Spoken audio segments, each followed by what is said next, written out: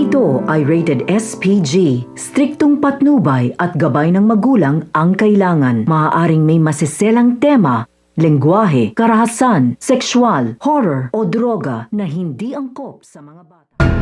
Dahil natuto na nga ang mga tao sa taga Maynila ay sama-sama nga silang nilalabanan ng mga gerero upang sa gayon nga mapabagsak na nga nila ito at matigil na mga katiwalian at ang mga karahasan sa kanilang lugar dahil alam nga nila na ang lahat ng kaganapan nito ay dahil na nga rin sa mga gerero.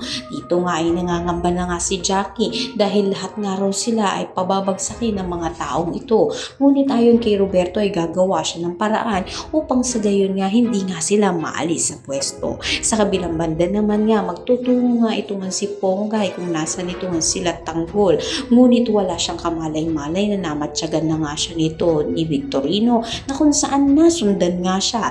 Dito natutunggan naman nga kagad nito ni Ponggay na nasundan nga siya nito ni Victorino kaya naman agad nga na kumilos ang grupo nila Tanggol upang makipagbakbakan sa mga kapulisan.